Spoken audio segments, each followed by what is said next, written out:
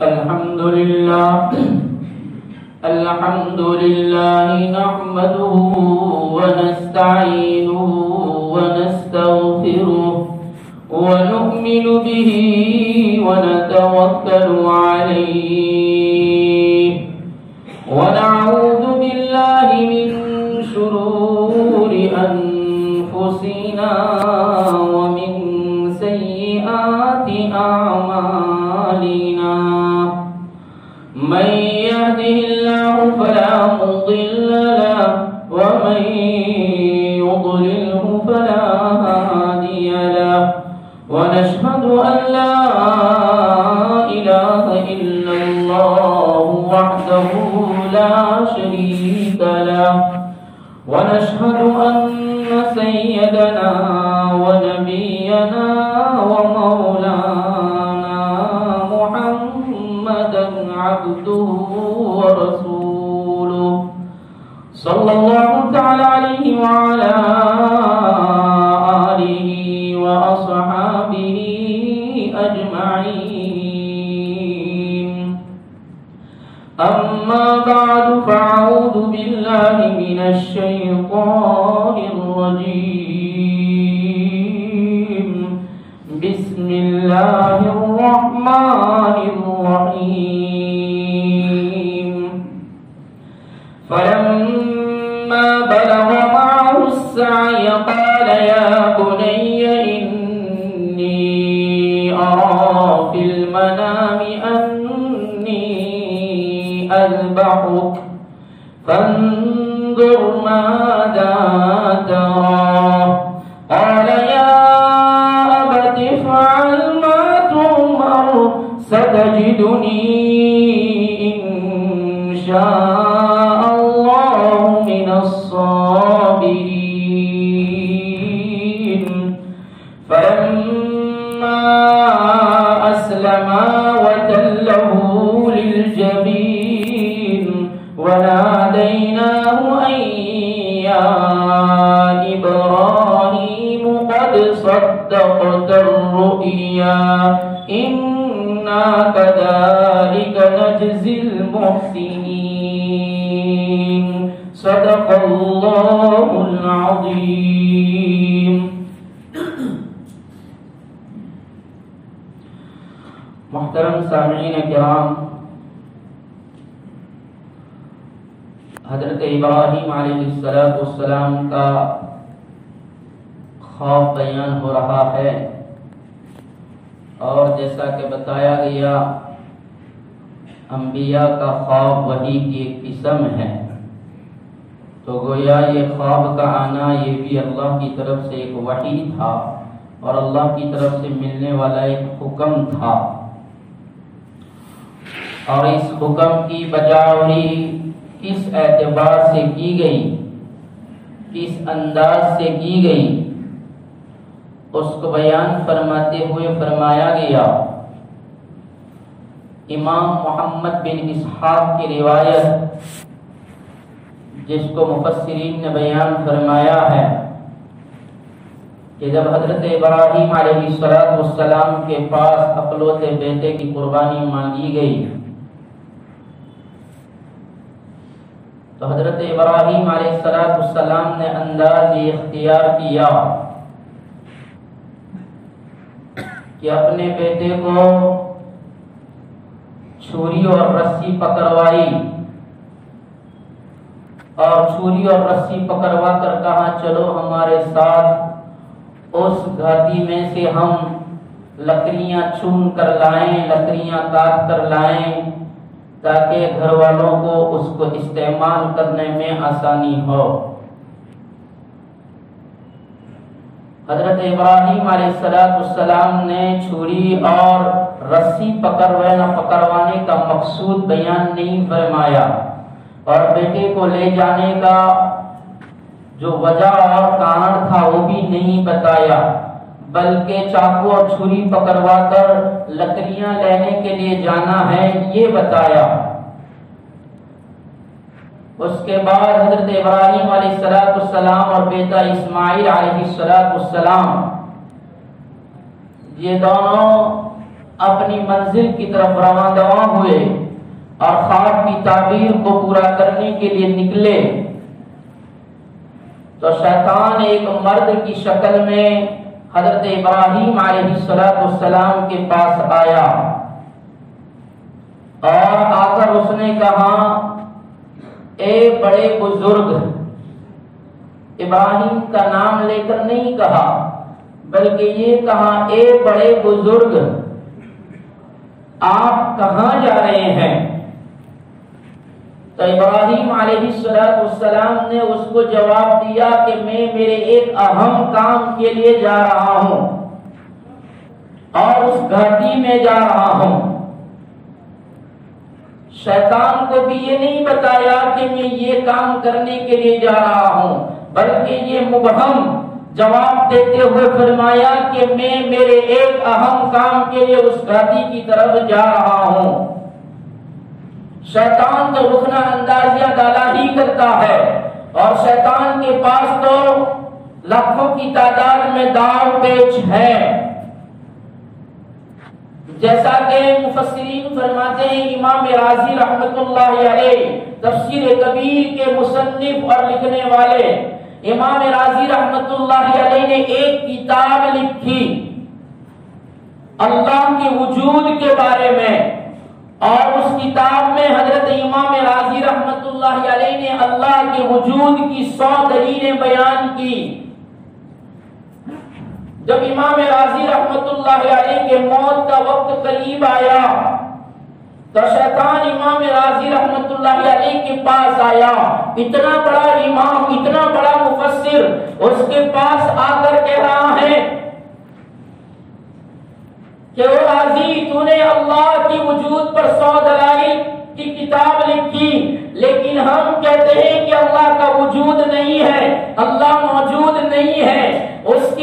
کے جواب میں امام راضی رحمت اللہ علیہ نے ایک دلیل پیش کی اللہ کے وجود کی، اس نے اس دلیل کو توڑ ڈالا۔ شیطان نے امام راضی کی اس دلیل کو توڑ ڈالا۔ امام راضی نے دوسری دلیل دی تو اس نے اس دلیل کو بھی توڑ ڈالا، اپنے داؤ پیچ کے ذریعے سے اس دلیل کو بھی توڑا۔ تیسری دلیل دی، یکے بعد دیگر 100 دلیلیں امام راضی رحمت اللہ علیہ نے اللہ کے وجود کے اوپر دی، 100 کی 100 دلیلیں اس نے توڑ ڈالی۔ امام راضی رحمت اللہ علیہ پریشان ہو گئے۔ امام راضی رحمت اللہ علیہ بہت پریشان کن حالات میں ہے، لیکن تقویٰ تھا، اللہ کا خوف تھا، تو اللہ تبارک و تعالیٰ نے ایسے نازک حالات میں امام راضی رحمت اللہ علیہ کی ایمان کی حفاظت اس انداز سے فرمائی کہ امام راضی رحمت اللہ علیہ کے پیر و مرشد شیخ نجم الدین رحمت اللہ علیہ وہ اپنے علاقے میں وضو فرما رہے تھے اور لوٹا لے کر وضو فرما رہے تھے۔ اللہ نے ان پر کشف ظاہر کیا اور امام نجم الدین رحمت اللہ علیہ کو کشف ہوا کہ میرا شاگرد امام راضی اتنا بڑا مفسر شیطان کی دعوت میں پھنسا ہوا ہے اور شیطان یہی چوٹی کا زور لگا کر اس کے ایمان کو سلب کرنا چاہتا ہے، اس کے ایمان کو کھونا چاہتا ہے، اتنے سالوں کی محنت پر پانی پھیرنا چاہتا ہے۔ مفسر اعظم کی تفسیر کی کتابیں لکھنے والے کی ایمان پر داؤ پیچ لگا رہا ہے، تو استاد نے، پیر و مرشد نے اپنا وہ پانی کا لوٹا دیوار کے اوپر زور سے مارا اور چہرہ ایک دم غصے سے لال پیلا ہو گیا اور وہاں سے بولے راضی یہ کہتے ہیں کہ میں بغیر دلیل کی اللہ کو ایک مانتا ہوں، میں بغیر دلیل کی اللہ کے وجود کا قائل ہوں۔ امام راضی رحمت اللہ علیہ تک استاد کی آواز، استاد کا یہ غصہ اللہ نے حضرت امام راضی کے سامنے کھول دیا اور استاد کا چہرہ سامنے آ گیا۔ استاد کے چہرے کی زردی اور حضرت استاد کے غصے کی تاب کو دیکھا۔ امام راضی نے اس وقت فرمایا میں بغیر دلیل کی اللہ کو ایک مانتا ہوں، بغیر دلیل کی اللہ کے وجود کا قائل ہوں۔ تب جا کر شیطان نے اپنی ہار مانی اور شیطان وہاں سے گیا اور امام راضی ایمان پر خاتمہ ہو رہا ہے۔ تو شیطان تو آخری وقت تک، آخری سانس تک ایمان کو چھیننے کی کوشش کرتا ہے، آخری لمحے تک اپنا داؤ پیچ چلاتا ہے۔ یہاں حضرت ابراہیم علیہ السلام پر بھی داؤپیچ چلانا چاہا اور کہا اے بڑے بزرگ کہاں جا رہے ہو؟ اس کو مبہم جواب دیا تو شیطان کہتا ہے نہیں، آپ کو جو خواب آیا ہے اور آپ نے رات میں جو خواب دیکھے ہیں وہ شیطان آ کر دکھاتا ہے۔ یہ خواب آپ کو بچے کو ذبح کرنے کی بات وہ شیطان نے کہی ہے، ورنہ دنیا میں کون ایسا باپ ہے جو اپنے بیٹے کے گلے پر چھری چلا دے؟ کتنا ہی نکما بیٹا کیوں نہ ہو، کتنا ہی آوارہ بیٹا کیوں نہ ہو، کتنا ہی نافرمان بیٹا کیوں نہ ہو، لیکن کوئی باپ بھی اپنے بیٹے کے گلے پر چھری چلانا نہیں چاہتا۔ جس گھر میں اگر ماں کے پیٹ سے سانپ بھی پیدا ہو جائے تو اس کو بھی بیٹا سمجھ کر پالا جاتا ہے۔ یہ تو بڑا پیارا بیٹا ہے، بردبار بیٹا ہے، حلیم بیٹا ہے، مطیع بیٹا ہے، فرمانبردار بیٹا ہے، اتنا عظیم فرزند ہے، اور اس کے گلے پر چھری چلانے کا خواب دیکھا ہے۔ وہ خواب کوئی اللہ کی طرف سے نہیں ہے، یہ تو شیطان کی طرف سے ہے۔ حضرت ابراہیم علیہ السلام پیغمبر خدا ہے، خلیل خدا ہے، فوراً سمجھ گئے کہ یہ بہتی بہتی باتیں کرنے والا اور بہکانے والی باتیں کرنے والا ابلیس کے سوا کوئی نہیں ہو سکتا، کہ 3 دنوں 3 راتوں کا خواب کا آنا یہ شیطان کی طرف سے نہیں ہوتا، اور انبیاء پر شیطان کا تسلط نہیں چلتا، اور خواب یہ وحی کی ایک قسم ہوا کرتی ہے۔ ابراہیم علیہ السلام نے کہا او لعین یہاں میرے پاس سے دفع ہو جا، میں اللہ کی قسم کھاتا ہوں کہ میں قسم کھا کر کہتا ہوں کہ مجھے جو خواب دکھایا گیا ہے میں اس کو پورا کرنے کی پوری کوشش کروں گا۔ ابراہیم علیہ السلام کا اس جواب کو سن کر مایوس ہوا ابلیس، اور ابلیس پھر اسماعیل کے پاس گیا، اور اسماعیل علیہ السلام باپ کے پیچھے چل رہے تھے، اور یہ شریعت کا قانون ہے کہ بیٹے کو چاہیے کہ باپ کے آگے نہ چلیں۔ باپ آگے چلتا ہو تو بچے کو چاہیے کہ باپ کے پیچھے چلیں۔ آج معاشرے میں باپ پیچھے چلتا ہے، بیٹا آگے چلتا ہے، ہر چیز کو دیکھو شریعت کے خلاف نظر آئے گی۔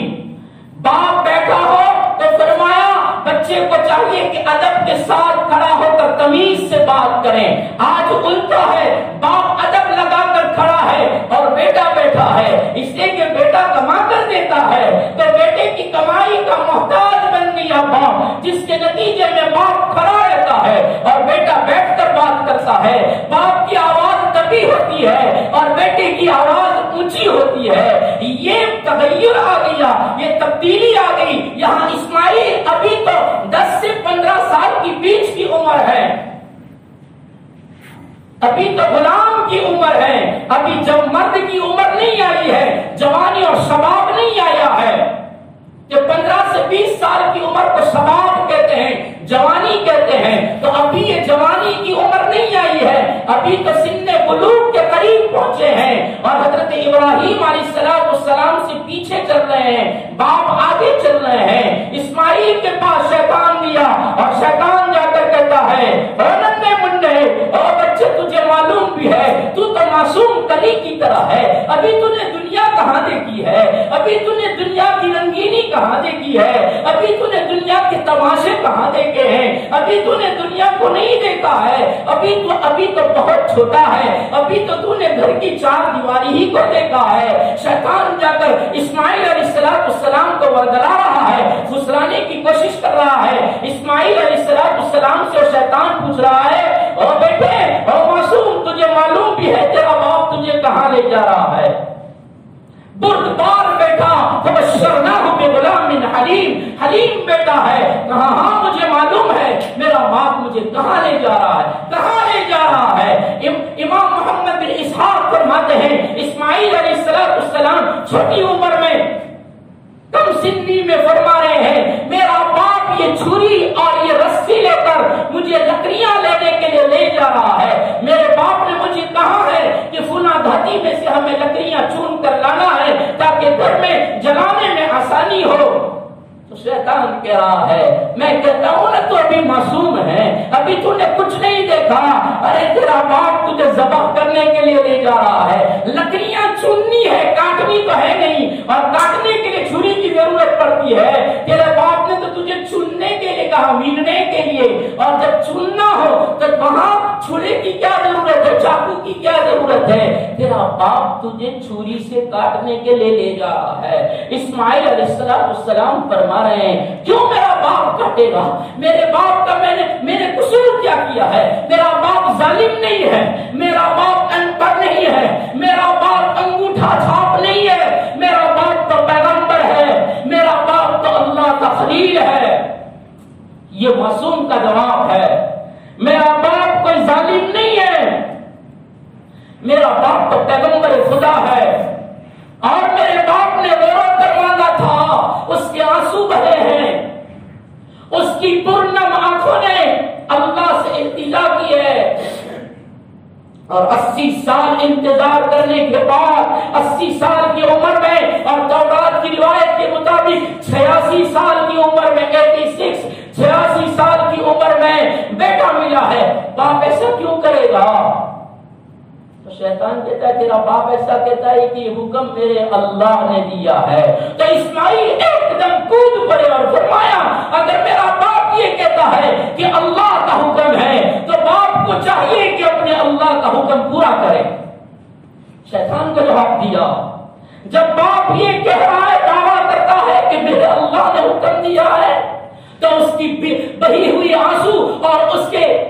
پرنم آنسوؤں کو بھول جانا چاہیے، اور اس کو اس کام کو کر گزرنا چاہیے جس کا حکم اس کے رب نے دیا ہے، جس رب نے پیدا کیا، جس رب نے جلایا کھلایا پلایا، اس رب کے حکم کو پورا کرنے کے لیے بیٹے کی محبت کو بھول جانا چاہیے۔ بیٹے کا جواب ہے کہ باپ کو وہ کام کر گزرنا چاہیے۔ ایک چھوٹی سی عمر والے بچے کا جواب سن کر وہ لعین ایسا نامراد ہوا کہ اب یہاں کام نہیں کر سکتا، اب اس کے لیے اس کی ماں کے پاس جانا پڑے گا۔ محمد بن اسحاق رحمت اللہ علیہ فرماتے ہیں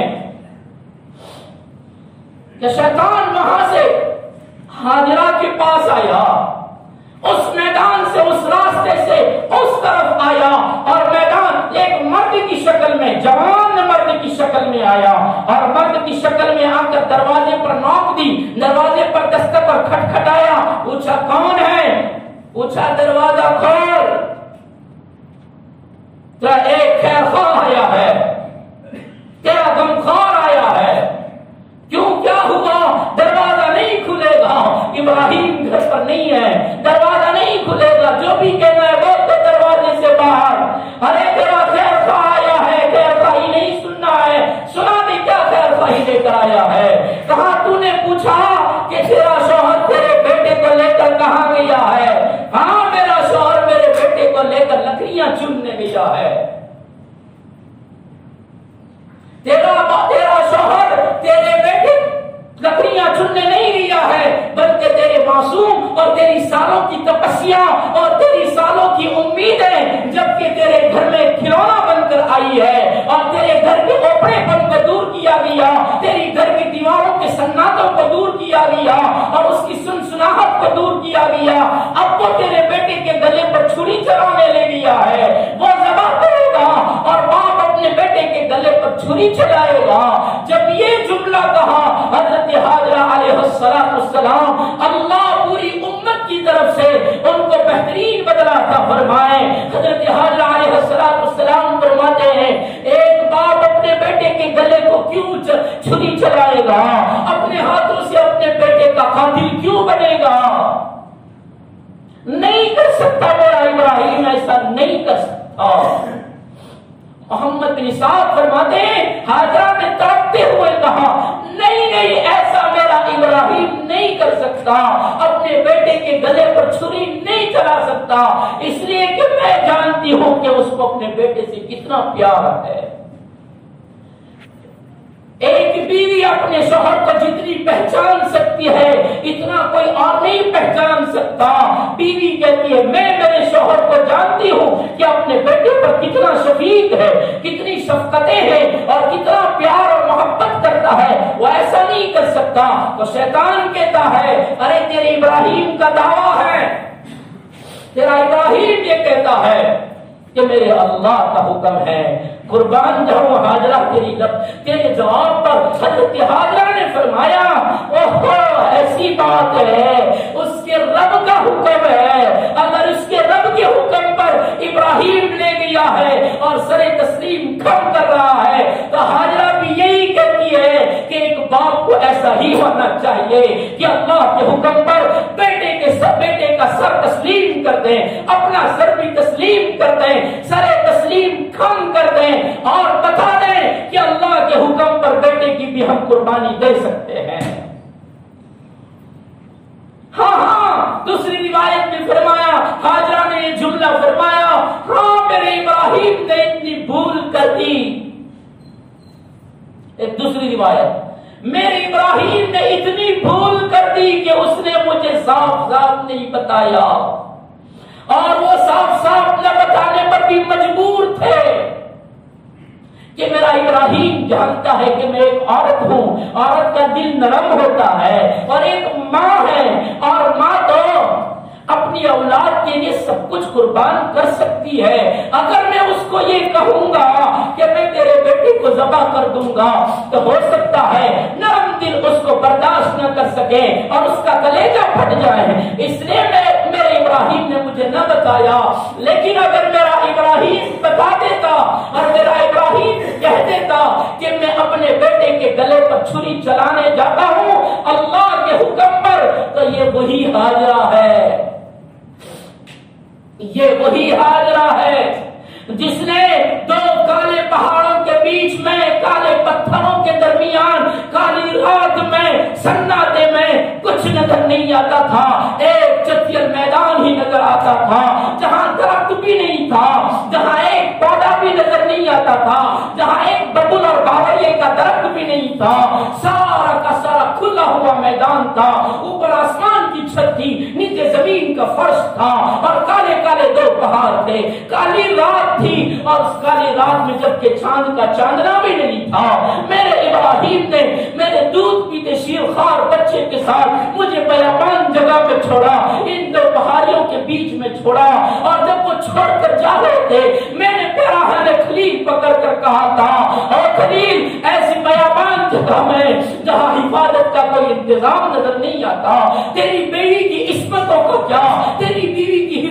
حفاظت کا کوئی سامان نظر نہیں آتا, کھانے پینے کی کوئی چیز نظر نہیں آتی, ارے سایہ حاصل کرنے کے لیے کسی درخت کی چھاؤں بھی نظر نہیں آتی, ایسی جگہ میں یہاں رات کے سناٹے میں, رات کے اندھیریوں میں چھوڑ کر کہاں جا رہے ہو. یہ وہی ہاجرہ ہے. اس وقت پیراہن خلیل پکڑا ہوا تھا پیچھے سے, اور دامن پکڑ کر یہ سوال ہو رہا تھا. ابراہیم نے زبان کی حرکت کیے بغیر انگلی کا اشارہ آسمان کی طرف اٹھایا تھا, اور شہادت کی انگلی اٹھائی تھی, اور ہاجرہ نے رات کی اندھیری میں اپنے شوہر کی انگلی کو آسمان کی طرف اٹھتے ہوئے دیکھا تھا. پیراہن خلیل کو اسی وقت جھٹک دیا, اور جھٹک کر کہا تھا, خلیل جاؤ. خلیل اگر جا رہا ہے تو جس جلیل نے عتیش نمرود میں خلیل کی حفاظت کی تھی, وہ جلیل آج بیابان جنگل میں یہ بالکل خشک میدان میں اپنے خلیل کی بیوی ہاجرہ کی بھی حفاظت کر کے دکھائے گا. جہاں تمہاری ضرورت نہیں ہے, جس ہاجرہ نے اس جگہ پر یہ جملہ کہا تھا اس کی دل گردے کو ابراہیم نے اس وقت دیکھا تھا. اگر میرا ابراہیم آج مجھے کہہ کر جاتا کہ تیرے بیٹے کے گلے پر چھری چلانے کا اللہ نے حکم دیا ہے, تو ہاجرہ بھی ساتھ جاتی اور ساتھ جا کر کہتی, خلیل آپ چھری چلاؤ, اور تمہاری بیوی دامن پسار کر اللہ سے دعا مانگے گی کہ اللہ بیٹے کی قربانی کو منظوریت عطا فرما دے. یہ تو پیغمبر کی وہ ہاجرہ ہے. شیطان نے جواب سن کر اتنا نا امید ہوا, اور اس نے کہا اب دنیا مل کر بھی اگر ابراہیم کو روکنا چاہے تو کسی کی طاقت نہیں ہے کہ حکم ربی کو پورا کرنے سے ابراہیم کو کوئی روک سکے. نامراد اور ناکام ہو کر غیظ و غضب میں مبتلا ہو کر, لال پیلا ہو کر, اپنے غضب میں اپنے سر پر ہاتھ مارتے ہوئے, سینوں پر ہاتھ مارتے ہوئے شیطان نامراد ہو کر وہاں سے واپس ہوا. پھر محمد اسحاق فرماتے ہیں, فلما بلغ کی تفسیر چل رہی ہے, فلما بلغ معه السعي قال يا بني إني أرى في المنام أني أذبحك. میدان میں پہنچ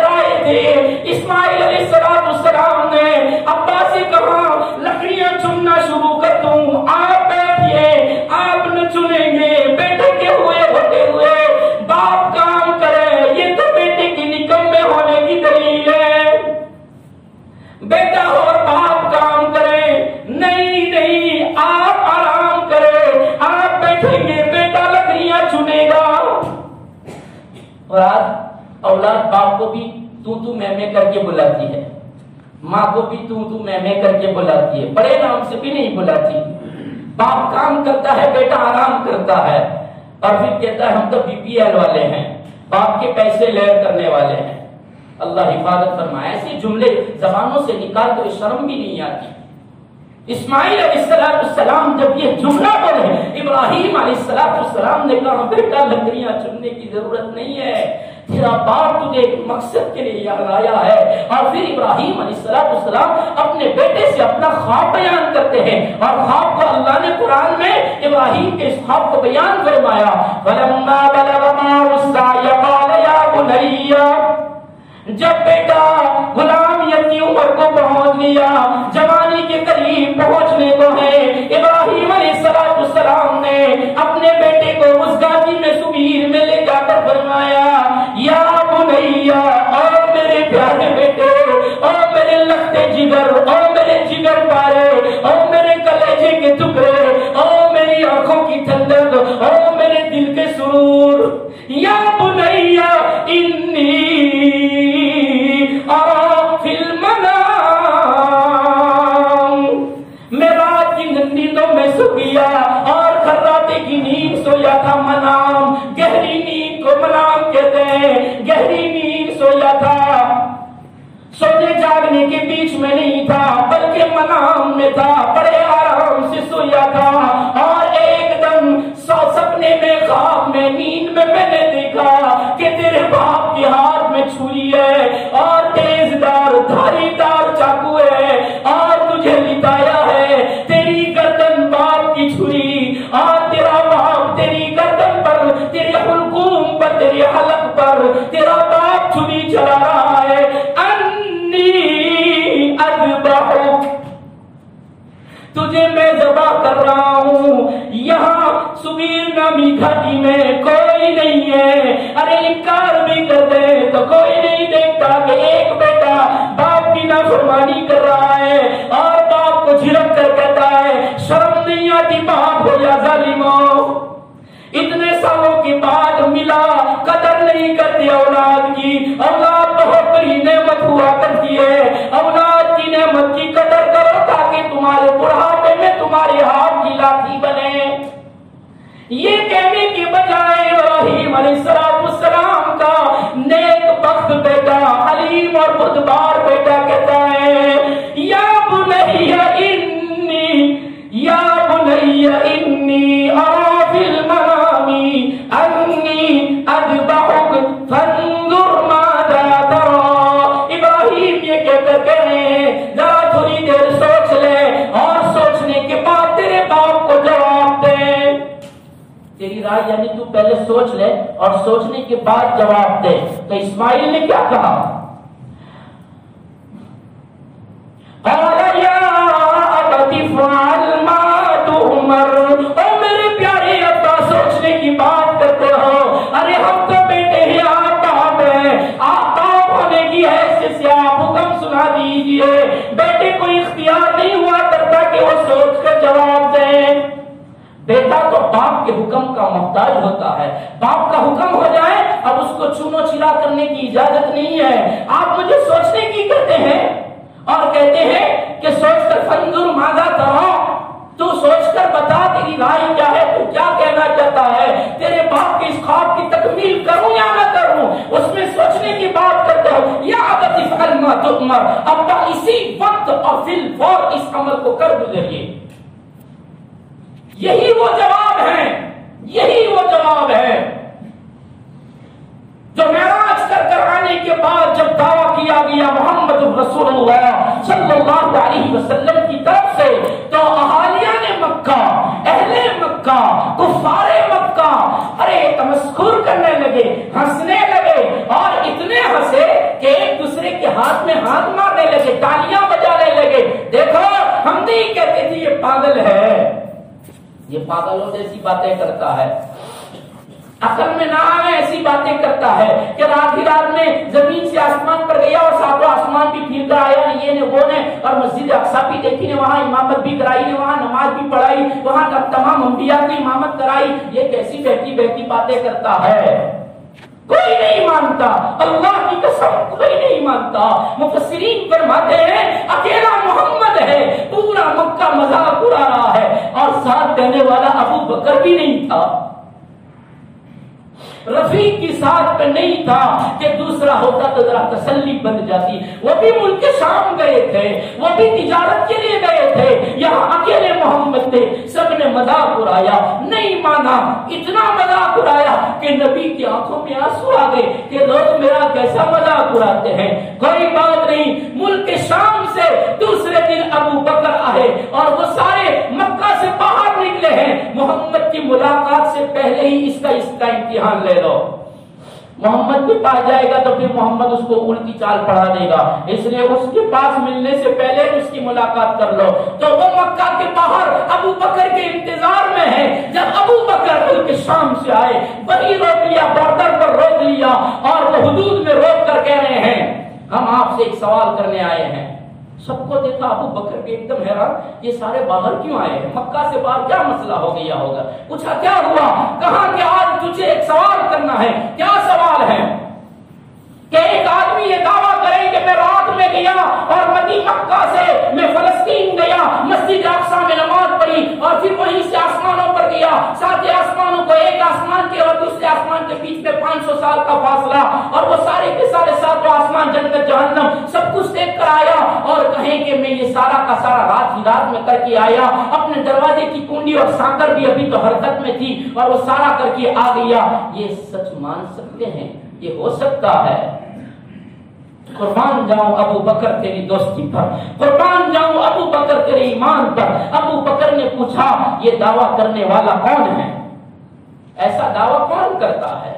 فرمایا وہی تیرا لنگوٹیا دوست، بچپن کا دوست جو تجھے اس کی دوستی پر فخر ہے، وہ کہتا ہے۔ اللہ کی قسم ابو بکر نے وہی اسی وقت اپنی سواری پر سے چھلانگ ماری، اور چھلانگ مار کر کہہ رہے ہیں اگر یہ دعویٰ محمد کر رہے ہیں تو میں کہتا ہوں اگر وہ کہے کہ میں سیکنڈ میں جا کر آیا تو میں اس کے بھی تسلیم کرتا ہوں، اور میں کہتا ہوں کہ کیا ہے، ہوا ہے اور ہوا ہی ہوگا، اور نبی جا کر آئے ہیں میں اس کی تصدیق کرتا ہوں۔ اس میں سوچنے کی کوئی بات نہیں ہے اور سوچ کر جواب دینے کی کوئی بات نہیں ہے، فی الفور جواب دیا ابو بکر نے۔ اس وقت حضرت نبی کریم صلی اللہ علیہ وسلم کو جب خبر دی گئی کہ تیرے سفر کی تصدیق ابو بکر نے کی ہے تو نبی نے فرمایا وہ میرا صدیق ہے۔ اس وقت صدیق کا لقب ملا ہے، وہی جواب اسماعیل آج اپنے باپ سے دے رہے ہیں اور کہہ رہے ہیں سوچنے کی کیا بات ہے، ہم بغیر سوچے سمجھے کہہ رہے ہیں کہ آپ کو جس کا حکم ہوا اس کو کر گزریے۔ پھر محمد بن اسحاق صاحب تبیان القرآن فرماتے ہیں اتنا نہیں کہا کہ یا ابت افعل ما تؤمر، اس حکم کو پورا کر گزریے، اس حکم کو پورا کرنے کی ترتیب بھی ایک معصوم بچہ اپنے باپ کو بتا رہا کہ باپ اللہ کے حکم کو آپ اس طرح پورا کریے۔ کس طرح پورا کریں؟ مفسرین نے لکھا اسماعیل علیہ السلام کہہ رہے ہیں ابا جان جب اللہ کا حکم ہی ہے اس کو پورا کرنا ہی ہے، اس میں کوئی دو رائے نہیں ہو سکتی، کرنا ہی ہے، تو اس کو کرنے کا انداز یہ اختیار کیجئے کہ مجھے رسیوں سے باندھ دیجئے اور رسیوں سے باندھ کر ذبح کیجئے۔ کیوں؟ اس لیے کہ ذبح کرنے پر کہیں میرے خون کے چھینٹے آپ پر نہ اڑیں اور میری نیکیوں میں کمی نہ ہو جائیں۔ یہ تفسیر میں لکھا چھینٹے آپ پر نہ اڑیں، چھینٹے اڑنے کی وجہ سے ایک باپ کی بے ادبی کے نتیجے میں میری نیکیاں کم ہو جائے گی، میرا اجر کم ہو جائے گا، اس لیے میرے اجر کو کم نہیں کرنا ہے، آپ کے اجر کو بھی کم نہیں کرنا ہے، آپ کی شان میں گستاخی نہیں ہونی ہے، اس لیے آپ مجھے رسیوں سے باندھیں۔ پھر اسماعیل کہہ رہے ابا اس لیے باندھنا ہے کہ موت بڑی سخت چیز ہوتی ہے۔ یہ نابالغ بچہ کہہ رہا ہے موت بڑی سخت چیز ہے اور بڑی خطرناک ہوا کرتی ہے، جب چھری چلے گی بیٹے کی رگیں اور نسیں کٹے گی، خون نکلے گا، بیٹا تڑپے گا اور بیٹا پھڑکے گا، اور تڑپنا فرقنے سے میں معمور اور محفوظ نہیں رہ سکتا، اس لیے کہ ہر مرنے والا تڑپتا ہے، ہر مرنے والے پر سکرات آتی ہے، ہر مرنے والے پر موت موت کی سختی آتی ہے، اس لیے آپ کا اسماعیل بھی موت کی سختی سے محفوظ اور معمون نہیں ہے، اس لیے زیادہ نہ تڑپوں اور زیادہ نہ پھڑکوں، اس کے لیے میرے ہاتھ پاؤں کو بدن کو رسیوں سے باندھ دو۔ آپ کو آتش نمرود میں ڈالتے وقت باندھا گیا تھا، تم ظالموں نے باندھا تھا تاکہ آپ اندر پاؤں ہلا نہ سکو، ہاتھ ہلا نہ سکو۔ میرے ابا تمہارا بیٹا بھی ذبح ہوگا اور تڑپے گا، اس لیے اس کے تڑپنے اور پھڑکنے پر رحم کھاتے ہوئے اس کو رسیوں سے باندھ دیجئے، اور رسیوں سے باندھنے کے بعد ابا مجھے چہرے کے بل لٹانا، چیت مت لٹانا، چہرہ آسمان کی طرف مت رکھنا بلکہ چہرے کو زمین کی طرف رکھنا، اور پہلو کے بل بھی مت لٹانا، کروٹ پہلو کے بل بھی مت لٹانا بلکہ چہرے کے بل لٹانا۔ اور پھر ابا اس لیے میں کہہ رہا ہوں کہ جب چہرے کے بل لٹاؤ گے، آپ چھری چلاؤ گے تو آپ کا چہرہ میرے چہرے سے نہیں ملے گا، اگر سامنے رکھو گے تو آپ کا چہرہ میرا چہرہ ایک ہوگا۔ تو خطرہ اس بات کا ہے کہ آپ کو شفقت آ جائے، آپ کو پیار آ جائے، اور وہ شفقت اور پیار اللہ کے حکم کو پورا کرنے میں مانے بن جائیں۔ اس لیے آپ مجھے چہرے کے بل لٹانا اور پھر اس کے بعد چھری چلانا۔ اور دوسری بات ابا، یہ میرا پیراہن جو ہے نا، میرا قمیص جو ہے اس کو اتار دو اور یہ قمیص میری ماں کو دینا، اور میری ماں کو بتا دینا کہ تیرا بیٹا اللہ کے حکم پر قربان ہو گیا، اور میرا یہ قمیص دے دینا۔ اس پیراہن کو دیکھ کر میری ماں کو تسلی ہو جائے گی، میری ماں کو وشواس ہو جائے گا، میری ماں کو یقین ہو جائے گا، اور اس سب کو، اس قمیص کو، اس قمیص اور اس پیراہن کو دیکھ کر اور اس کرتے کو دیکھ کر ماں کو سکون مل جائے گا۔ اتنا کر دو اور پھر اللہ کے لیے ذبح کر دو۔ ابراہیم نے رسی جو ساتھ میں لی تھی نا، وہ اسی لیے تو لی تھی کہ باندھا جائے، لیکن بیٹے نے بھی اسی کی صلاح کر دی۔ حضرت ابراہیم نے رسیوں سے باندھا اور باندھ کر چہرے کے بل لٹایا، اور چہرے کے بل لٹا کر ابراہیم نے چھری چلائی تو اللہ نے چھری کو نہیں سنا، میں نے آپ نے آج تک محمد بن اسحاق کی روایت کے حوالے سے سنو، صاحب تبیان القرآن کے حوالے سے سنو، ابراہیم نے تیز دار چھری کو اسماعیل کے گلے پر چلایا، اللہ نے ابراہیم کے ہاتھ میں چھری ہی پلٹ دی، جس طرف تیز دھار تھی اللہ نے اس چھری کا حصہ اوپر کر دیا، اور جو نہیں کر سکتا وہ نیچے کر دیا۔ ابراہیم چلا رہے ہیں، خون نہیں نکل رہا ہے، ابراہیم علیہ السلام سوچ رہے ہیں ہم نے تیز دار چھری کو چلایا، یہ الٹی کیسے ہو گئی؟ پھر سے اس کو سیدھی کر کے کھینچا اور کھینچ کر اپنے گلے کو اپنے بیٹے کے گلے کی طرف لا رہے تھے۔ اللہ نے فرمایا قد صدقت الرؤیا انا كذلك نجزي المحسنین۔ ابراہیم داری کو بیٹے کے گلے پر چلانے کی کوشش کرتا ہے، نہیں ہو سکتا، چھوڑ دے میرے اسماعیل کو، ذرا مڑ کر دیکھ لے۔ مڑ کر دیکھا تو اللہ نے جنت سے مہنگا بھیجا ہے، اور وہ بھی سینگ والا، سینگریوں والا، سینگ والا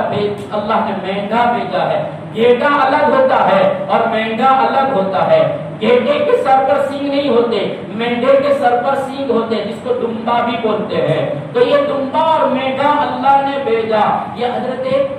امام محمد بن اسحاق کی روایت تھی۔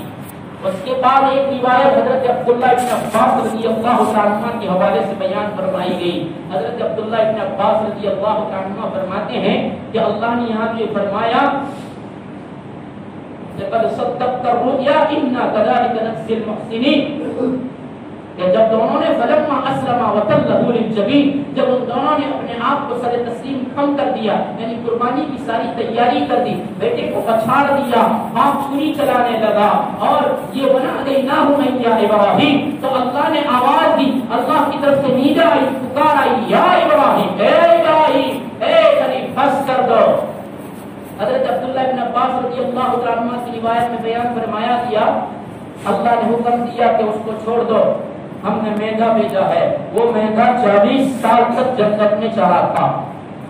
عبداللہ ابن عباس نے فرمایا وہ مینڈھا 40 سال کا تھا، اور ہم قربانی کرتے ہیں۔ وہ شریعت نے پابندی لگائی کہ بکرا اور بیٹا دمبا ہو تو 1 سال کا ہونا چاہیے، بڑا جانور بھینسا ہو، بچڑا ہو، گائے ہو، جو بھی ہو تو اس کے لیے شرط لگائی کہ 2 سال کا ہونا چاہیے، اور اگر اونٹ ہے تو 5 سال کا ہونا چاہیے۔ یہ اسلام کی شرط ہے، ایسا ہونا ہی چاہیے۔ ہم لوگ اکثر کو دیکھ لیجئے، کوئی 1.5 سال کا بھی نہیں ہوتا قربانی کرتے ہیں، لوگ دانت دیکھتے ہیں کہ اس کو دانت تیسرے نمبر پر ہے، مسئلہ دیکھ لینا، تیسرے نمبر پر دانت کو دیکھنا کا تو ہے۔ پہلا عمر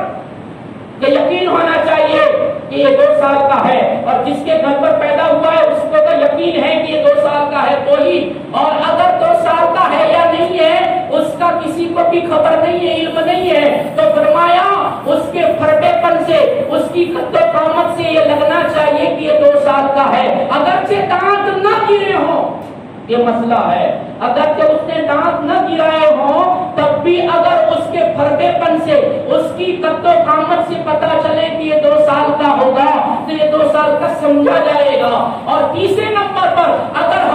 اتنا بھی نہیں ہے اور 2 سال کا بھی نہیں لگتا تو فرمایا اس کے دانت دیکھو، اگر اس کے دانت گرے ہوئے ہیں تو سمجھو کہ یہ 2 سال کا ہو گیا ہی ہوگا، ورنہ کتنے جانور 3 سال میں بھی دانت نکالتے ہیں، اور کوئی 2 سال سے پہلے بھی نکال دیتا ہے، اس لیے دانت تو تیسرے نمبر پر ہے۔ اکثر لوگ دانت کا مسئلہ بتاتے ہیں، یہ تو آٹو دانتے نہیں، آٹو دوڑتے نہ، دانت کا مسئلہ تو تیسرے نمبر پر ہے۔ بہرحال حضرت اسماعیل علیہ السلام کی جگہ پر اللہ نے جو دمبا بھیجا تھا، جو اللہ تبارک و تعالیٰ نے مینڈھا بھیجا تھا، فرمایا عبداللہ ابن عباس نے 40 سال سے جنت میں چل رہا تھا، اس دمبے کو اللہ نے بھیجا، اسماعیل علیہ السلام کو اٹھایا، اور ابراہیم نے کہا تو گھر چلا جا، ابراہیم نے اسماعیل کو بھیج دیا۔ یہ ساری باتیں آج تک میں نے آپ نے نہیں سنی، آج سنو۔ ابراہیم نے اسماعیل کو بھیج دیا، اور پھر حضرت ابراہیم علیہ السلام جمرہ عقبہ کے پاس آئے، اور وہاں شیطان کو 7 کنکریاں ماری، اس کے بعد جمرہ وسطیٰ پر گئے، وہاں جہاں جہاں وہ شیطان 3 مرتبہ آیا تھا وہ دوسری جگہ پر گئے، وہاں کنکریاں ماری، اور پھر جمرہ کبریٰ کے پاس آئے، آخری والے جمرے کے پاس آئے، اور وہاں 7 کنکریاں ماری، اور پھر مینا میں واپس گئے۔ یہ عبداللہ ابن عباس کی روایت صاحب تبیان القرآن نے بیان فرمائی کہ پھر مینا میں گئے، اور مینا میں جا کر اس دمبے کو حضرت ابراہیم علیہ السلام نے رسی باندھ کر، ہم لوگ تو بکرے کو تو کبھی رسی نہیں باندھتے، ارے سنت کی نیت سے باندھو، سب جانتے ہیں کہ آپ پچھاڑنے والے بہت طاقتور ہو، بہت قوی ہو، لیکن سنت پر عمل کر کے ذرا سی ڈوری باندھو، رسی باندھو، تاکہ سنت پر عمل ہو جائے۔ تو ابراہیم علیہ السلام نے اس دمبے کو رسی باندھی، اور پھر اس کو گرایا، اور پھر اس کے گلے پر چھری چلائی۔ فرمایا عبداللہ ابن عباس رضی اللہ عنہ فرماتے ہیں قسم اس ذات کی جس کے قبضے میں عبداللہ ابن عباس کی جان ہے، اوائل میں یعنی جب شروع زمانہ اسلام کا تھا تو فرمایا مکہ میں ہم نے میزاب رحمت جس کو کہتے ہیں پرنالا، وہ کعبہ پر پرنالا ہے، اس پرنالے پر 2 سینگ والے سر کو ہم نے لٹکتا ہوا دیکھا ہے، اور وہ وہی مینڈھے کا سر تھا تو ابراہیم علیہ السلام نے مینا میں ذبح کیا تھا، اور پھر میزاب کعبہ پر، میزاب رحمت پر، اس پرنالے پر لا کر لٹکایا تھا، اور اس کا سر سوکھ کر خشک ہو گیا تھا، اور اس کی 2 سینگیں بھی تھی۔ عبداللہ ابن عباس یہ فرماتے ہیں۔ اس کے بعد ایک روایت ابن جریر کی، ابن جریر رحمت اللہ علیہ فرماتے ہیں حضرت ابراہیم علیہ السلام کو جب اللہ نے افعال اور اعمال حج بتائے اور کہاں حج کرو، اعمال حج سکھلائے، تو شیطان آ گیا، اس شیطان کو حضرت ابراہیم علیہ السلام نے 7 کنکر مارے، پھر حضرت جبرائیل آئے، اور حضرت جبرائیل علیہ السلام ابراہیم علیہ السلام کو لے کر جمرہ وسطیٰ پر لے گئے، وہاں پہنچے تو وہاں بھی شیطان آیا، اس کو 7 کنکریاں ماری ابراہیم نے، پھر جبرائیل ان کو آخری جمرے پر لے گئے، اور وہاں جا کر وہاں بھی علیہ السلام نے اس کو کنکریاں ماری، پھر مینا میں لے گئے اور مینا میں لے جا کر اسماعیل کی یہ کارگزاری، اسماعیل علیہ السلام کو ابراہیم نے سلایا، اور کیسے سلایا؟ چہرے کے بل سلایا، چھری نہیں چلتی۔ تو اسماعیل نے کہا ابا اللہ کو ہمارا یہ عمل پسند نہیں آ رہا ہے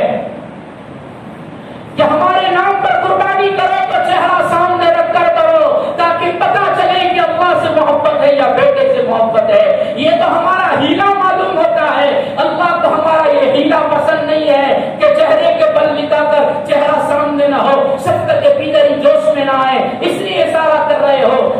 ابا جان مجھے پہلو کے بل سلا دو،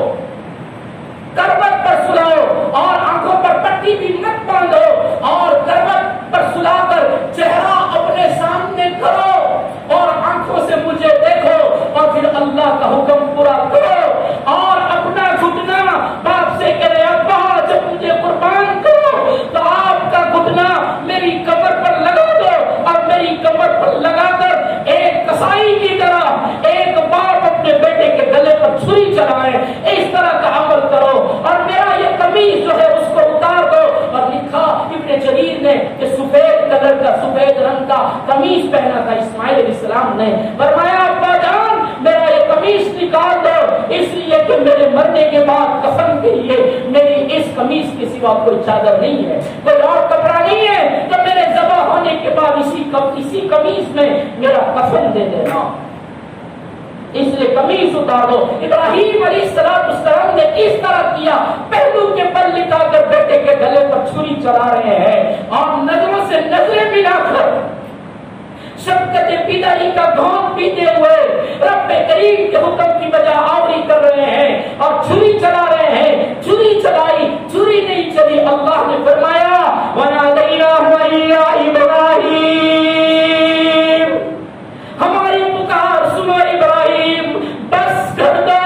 تیری تجویزیں، تیرے معصوم کی تجاویزیں اور تیرے معصوم کی تدبیریں ہمیں بہت پیاری لگ گئی، تیرے بچے کی یہ ساری تدبیریں بیان کرنا اس معصوم کی زبان سے ہمیں بہت پیاری لگی، لیکن اب سن لے قد صدقت الرؤیا انا كذلك نجزي المحسنين، تو نے سچ کر دکھایا، تیرے بچے نے بھی، نیکوکار نے، حلیم نے اپنے علم کو دکھا دیا، بردباری کو دکھا دیا، بس کر دے، ذرا مر کر دے۔ مر کر دیکھا تو بڑی بڑی آنکھوں والا، دو سینگوں والا مینڈا کھڑا تھا۔ حضرت ابراہیم علیہ السلام نے اس مینڈے کو ذبح کیا۔ مفسرین فرماتے ہیں اس مینڈے کی آنکھیں سرمگی تھی، سرما لگاتے ہیں نا، ایسی سرمگی آنکھیں تھی، اور اس کا اون سرخ اور لال کلر کا تھا۔ اس مینڈے کا اون کا کلر لال اور سرخ تھا۔ اس مینڈے کو اور جنت سے آیا تھا، اور روایت میں لکھا کہ وہ اس نسل سے تھا، اس دمبوں کی نسل میں سے تھا جو حضرت آدم علیہ السلام کے بیٹے نے قربانی میں دمبا پیش کیا تھا، اور اللہ نے اس دمبے کو قبول فرما لیا تھا۔ اس دمبے کی نسل میں سے وہ دمبا تھا جو حضرت اسماعیل علیہ السلام کی جگہ پر آیا تھا۔ اس کو حضرت ابراہیم علیہ السلام نے ذبح کیا، اور اس کے دو سینگ تھے۔ اس کے بعد ایک روایت سنا کر بات کو ختم کرتے ہیں، جس کی راویہ ہیں صفیہ بنت شیبہ رضی اللہ عنہا۔ وہ صفیہ فرماتی ہیں کہ میں نے ملاقات ام سلیم کی ایک عورت سے ہوئی۔ ام سلیم کی اس عورت نے مجھ سے کہا کہ نبی کریم صلی اللہ علیہ وسلم نے البدایہ والنہایہ کی روایت ہے، جس کو صحیح طبیان القرآن نے بھی بیان فرمایا ہے۔ فرمایا اس ام سلیم کی عورت نے فرمایا اللہ کے رسول صلی اللہ علیہ وسلم نے عثمان بن طلحہ کو بلایا، کیونکہ عثمان بن طلحہ کعبۃ اللہ کے متولی تھے، ان کے پاس اس کی چابی تھی، تو اللہ کے رسول صلی اللہ علیہ وسلم نے عثمان بن طلحہ کو بلایا۔ پھر پوچھا کہ تو طلحہ کو بلا کر کیا کہا؟ تو وہ ام سلیم کی عورت کہتی ہے کہ جب عثمان بن طلحہ نبی کریم صلی اللہ علیہ وسلم کی ملاقات کے بعد آئے تو میں نے عثمان بن طلحہ سے پوچھا کہ اللہ کے رسول صلی اللہ علیہ وسلم نے آپ کو کیوں بلایا تھا اور کیا فرمایا؟ تو عثمان بن طلحہ نے فرمایا اللہ کے رسول صلی اللہ علیہ وسلم نے مجھے یہ فرمایا کہ آپ کعبۃ اللہ کے متولی ہو اور ہم نے آپ کو چابی دی ہے۔ ہم جب پہلی مرتبہ کعبۃ اللہ میں داخل ہوئے تھے کون کہہ رہا ہے؟ اللہ کے رسول صلی اللہ علیہ وسلم عثمان بن طلحہ کو کہ ہم جب پہلی مرتبہ کعبۃ اللہ میں داخل ہوئے تو ہم نے وہاں ایک مینڈے کا منہ دیکھا، اس کی 2 سینگیں تھی اور وہ لٹک رہا ہے، ہم کہنا بھول گئے کہ اس کو ڈھانپ دو۔ اس روایت میں پرنالے کی بات تھی، یہاں کعبۃ اللہ کے اندر، تو اللہ کے رسول صلی اللہ علیہ وسلم نے عثمان بن طلحہ سے فرمایا اس کو ڈھانپ دو، ہم کہنا بھول گئے تھے، اس لیے کہ کعبۃ اللہ میں کوئی چیز بھی ایسی نہیں ہونی چاہیے جو نمازی کو مشغول کر دے۔ اس لیے نماز پڑھتے ہو اس وقت آمنے سامنے بھی کچھ نہیں ہونا چاہیے کہ جس کی وجہ سے نمازی کا دھیان ادھر جائے۔ اگر نمازی پڑھ لے گا چالو نماز میں تو اس کی نماز ٹوٹ جائے گی۔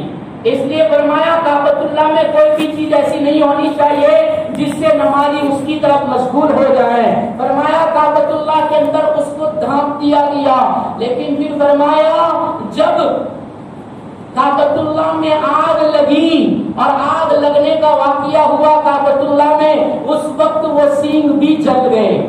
وہ ابراہیم والے مینڈے کا سر بھی اس آگ میں جل گیا۔ اس سے معلوم ہوا کہ حضرت ابراہیم علیہ السلام نے مینڈے کو ذبح کیا، اس کے بعد اس کا سر، اس کی مونڈی یہ سینگ کے سمیت کعبۃ اللہ میں رکھی ہوئی تھی۔ یہ حضرت ابراہیم علیہ السلام کا اپنے بیٹے اسماعیل علیہ السلام کو ذبح کرنے کی داستان تھی، جس کو ہم نے آپ کو روایت کے حوالوں سے تفسیر کے حوالے سے سنا دیا۔ اس کے بعد اللہ تبارک و تعالیٰ حضرت اسحاق بھی ابراہیم علیہ السلام کو عطا فرما دے، اس کا تذکرہ، اس کے بعد موسیٰ اور ہارون کا مختصر تذکرہ ہے، اس کے بعد دوسرے نبیوں کا تذکرہ ہے۔ اللہ تعالیٰ ہم سب کو کہنے سننے سے زیادہ عمل کی توفیق عطا فرمائے۔ درود شریف پڑھ لیا جائے۔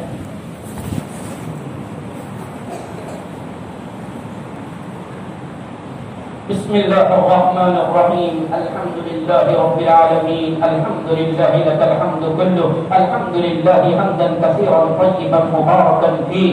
هو الأول والآخر والظاهر والباطن هو الأول والآخر والظاهر والباطن هو الأول والآخر والظاهر والباطن لا إله إلا الله لا إله إلا الله لا إله إلا الله اللهم صل على سيدنا محمد وعلى آل سيدنا محمد وبارك وسلم اللهم لا نحصي ثناء عليك أنت كما أثنيت على نفسك يا رب صل وسلم دائما أبدا على حبيبك خير الخلق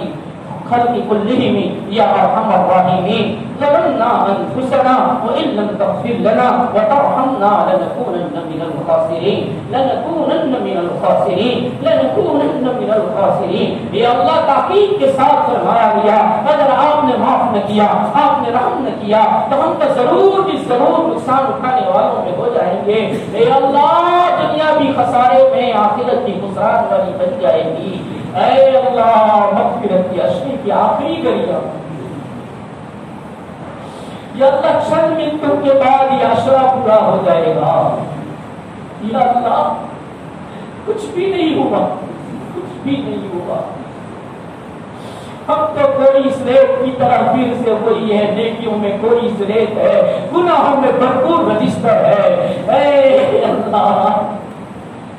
صبح میں اٹھتے ہیں اس وقت سے لے کر رات کو سونے تک یا اللہ گناہ ہی گناہ ہے۔ اے اللہ جرائم ہی جرائم ہے،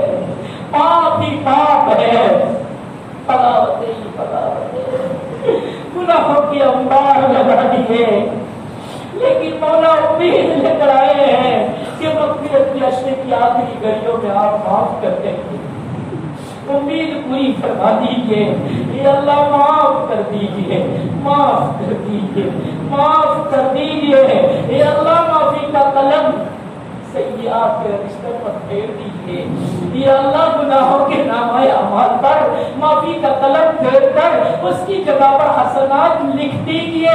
آپ کو کوئی پوچھنے والا نہیں ہے۔ اے اللہ آپ قادر مطلق ہیں، آپ مختار ہیں، آپ مختار کل ہیں۔ اے اللہ کر دیجیے، کر دیجیے، کر دیجیے، راضی ہو جائیے، راضی ہو جائیے۔ یا اللہ ابراہیم و اسماعیل کی قربانیوں کا واسطہ دیتے ہیں، یا اللہ ان کی عظیم قربانیوں کا واسطہ دیتے ہیں۔ یا اللہ ہمارے معاشرے میں بھی اسماعیل جیسا مطیع فرما بردار بیٹا ہر گھر میں دے دے۔ یا اللہ ہر بچے کو، ہر بچی کو ماں باپ کے لیے ایسا بنا دے جیسا اسماعیل ابراہیم و ہاجرہ کے لیے بنے ہوئے تھے. آنکھوں کی ٹھنڈک دل کا سرور بنا دے. یا اللہ گھر میں درد سر بنے ہوئے ہیں, گھر میں اولاد نافرمانیوں کے تیروں پر چلی ہوئی ہے, ہر گھر میں نافرمانیوں کے اڈے بن گئے ہیں. اے کریم آقا, اے رحیم مولا, باطل کی محنتوں نے موبائل کی شکل میں یا اللہ اس میں نیت میں آنے والے یا اللہ جتنے بھی